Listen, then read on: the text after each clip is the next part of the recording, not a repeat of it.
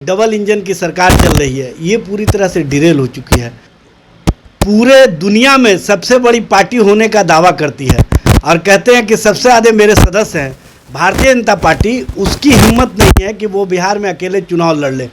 वो दूसरों के सहारे चुनावी वैतरणी पार करना चाहते हैं और पार करते रहें।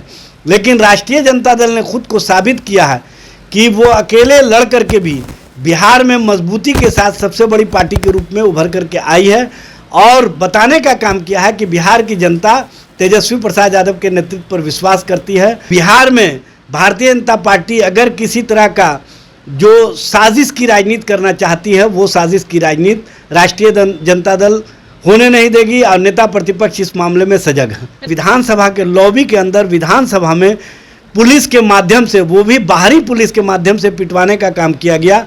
ये लोकतंत्र को ऐतिहासिक रूप से कलंकित किया गया था और उसके मामले पर आज तक सरकार चुप्पी साधे हुए है। और आप सभी लोगों को पता है कि पुलिस दमन का शिकार करने के लिए बिहार में नया पुलिस कानून लाया गया है। नमस्कार, आप देख रहे हैं लाइव बिहार। मैं आपके साथ रूपम।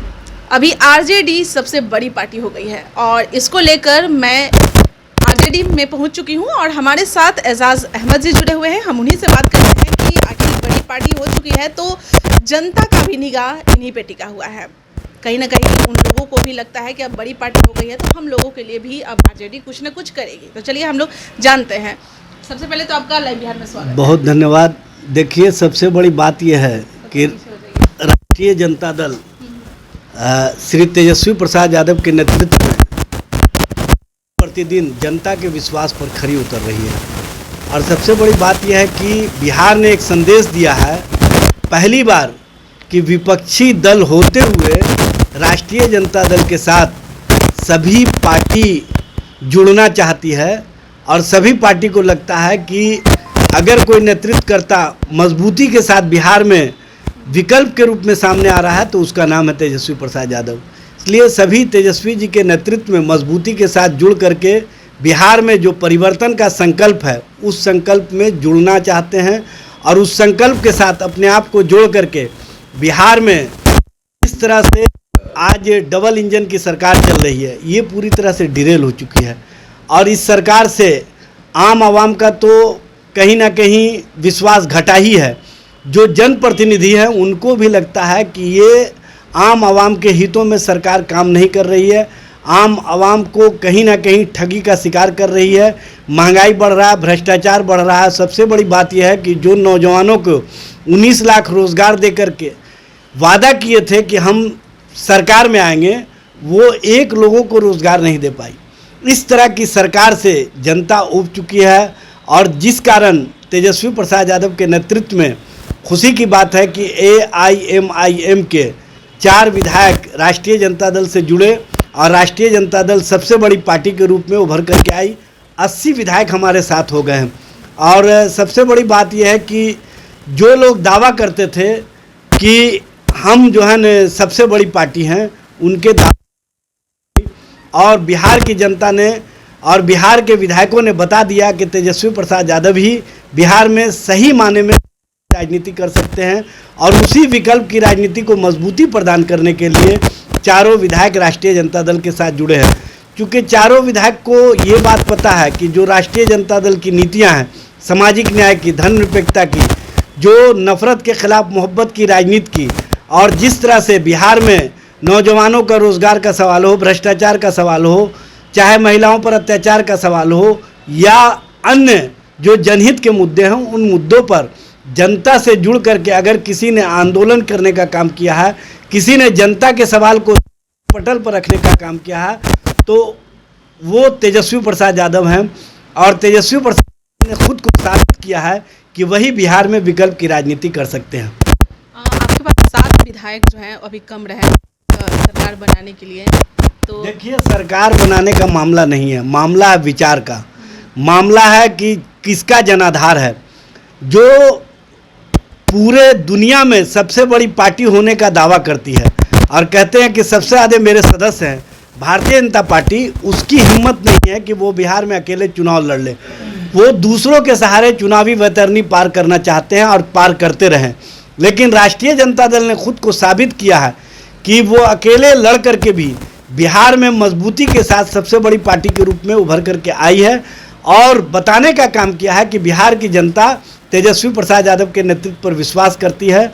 और तेजस्वी प्रसाद यादव ने जिस तरह से जो सीमांचल के इलाके के चारों विधायक जीत करके आए हैं और जो राष्ट्रीय जनता दल से जुड़े हैं, वो जिस अपेक्षा के साथ हमारे साथ जुड़े हैं, राष्ट्रीय जनता दल और नेता प्रतिपक्ष जो सीमांचल के इलाके का विकास है, वो विकास कोसों दूर चला गया है। उसको लोगों के बीच विकास की किरणें पहुँचे और लोगों के बीच विकास दिखे, इसके लिए नेता प्रतिपक्ष ने स्वयं कहा है कि मैं उन इलाकों का दौरा करूंगा और कोसी विकास योजना जो अधूरा पड़ा हुआ है उस योजना के क्रियान्वयन के लिए संघर्ष और आंदोलन करने का काम करेंगे और बताने का काम करेंगे कि ये सरकार कहीं ना कहीं कोसी के साथ उपेक्षित भाव रखने का काम किया और उपेक्षा का शिकार होने के कारण आज कोसी पूरे राज्य से विकास के मामले में कट चुका है।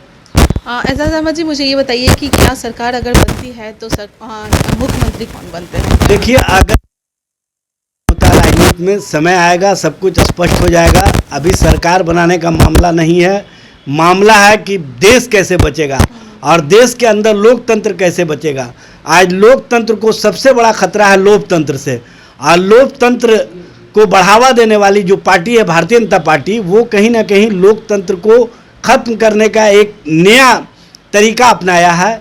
इसलिए राष्ट्रीय जनता दल ने उसको रोकने के दृष्टिगत से ही सबसे बड़ी पार्टी होकर के ये बताने का काम किया है कि बिहार में भारतीय जनता पार्टी अगर किसी तरह का जो साजिश की राजनीति करना चाहती है, वो साजिश की राजनीति राष्ट्रीय जनता दल होने नहीं देगी और नेता प्रतिपक्ष इस मामले में सजग है। मेरा लास्ट सवाल है आपसे कि अब बड़ी पार्टी हो गई है, तो अब स्टूडेंट के लिए क्या करेगी? जो अभ्यर्थी हैं, जो आंदोलन करते रहते हैं और उनका कहना है कि विपक्ष में होकर भी आप लोग सही काम नहीं करते हैं, घेराव का काम नहीं करते हैं।